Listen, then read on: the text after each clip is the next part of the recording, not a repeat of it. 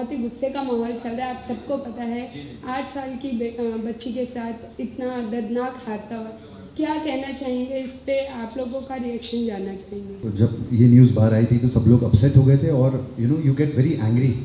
एक ऐसा गुस्सा आ जाता है आपके अंदर। तो जैसे मीका बाजी ने कहा कि एक कड़ी से कड़ी सज़ा और एक इमीडिएट एक्शन होना चाहिए यहाँ, ना कि आप हमारे हिंदुस्तान में आप सेलिब्रिटी से पूछ रहे हैं, पॉलिटिशियन से पूछ रहे हैं। उससे पहले इतना स्ट्रिक्ट एक्शन इनके अगेंस्ट ले लेना चाहिए। उसके बाद लोगों को पता चलना चाहिए कि ऐसे लोगों के साथ हुआ क्या और क्या दर्दनाक उनके साथ किया गया जिन लोगों ने ऐसा किया। आई थिंक इमीडिएट एक्शन लेना चाहिए सरकार को, ना कि ये 4-5 दिन चले, 6 दिन चले, उसके बाद उसको पकड़ा जा रहा है, फिर लाया जा रहा है, फिर कोर्ट में कार्रवाई चल रही है। इससे पहले ऐसे बंदों को ख़त्म कर देना चाहिए मेरे हिसाब से।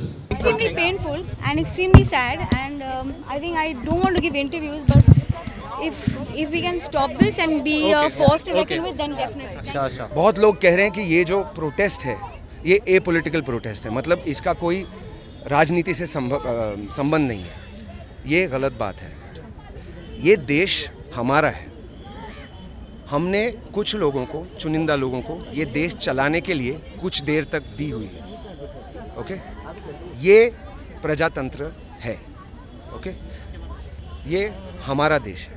ओके, हम जैसे चाहेंगे ये देश वैसे चलेगा और हम ऐसे ये चाहते हैं कि इस देश में बलात्कार बंद हो, बलात्कार के लिए फास्ट ट्रैक कोर्ट्स हो।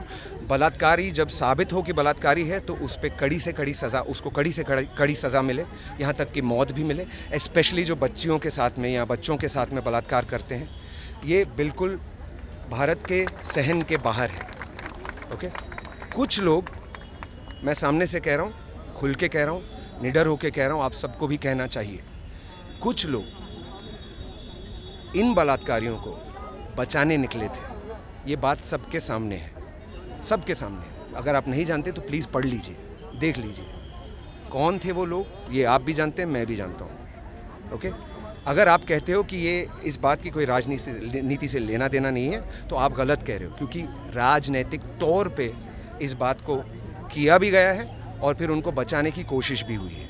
आप सब जानते हो कि कौन है ये लोग। जिस दिन हम सब जागेंगे और कहेंगे कि हमको बेहतर भारत चाहिए और इन लोगों को लात मार मार के निकाला जाएगा और बेहतर लोगों को इनकी जगह में रखा जाएगा कि वो भारत हमारे लिए चलाएं और हमारे टर्म्स पर चलाएं, उस दिन ये देश बदलेगा।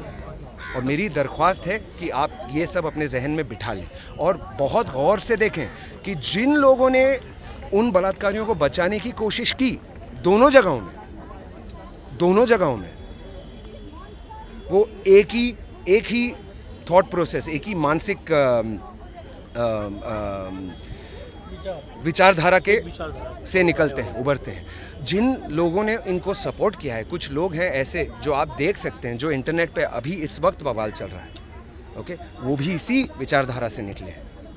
Okay, we need to understand, India इन लोगों का नहीं है, इंडिया हमारा है।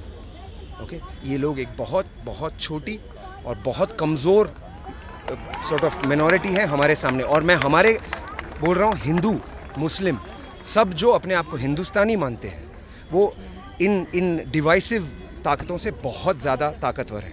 We need to wake up, we need to change this and we need to save India right now and we need to save all the girls in India right now. देखिए, gang rape कहीं भी हो, ये मानवता के खिलाफ crime है। इसमें राजनीति होनी नहीं चाहिए। कौन किस धर्म का है, कौन किस राज्य का है।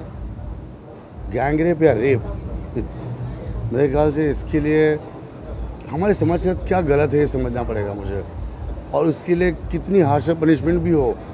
ये क्यों हो रहा है, कैसे हो रहा है, भले हरियाणा हो, राजस्थान हो, महाराष्ट्र हो, गैंग रेप है। उसके लिए कोई धर्म और कोई जात नहीं होनी चाहिए।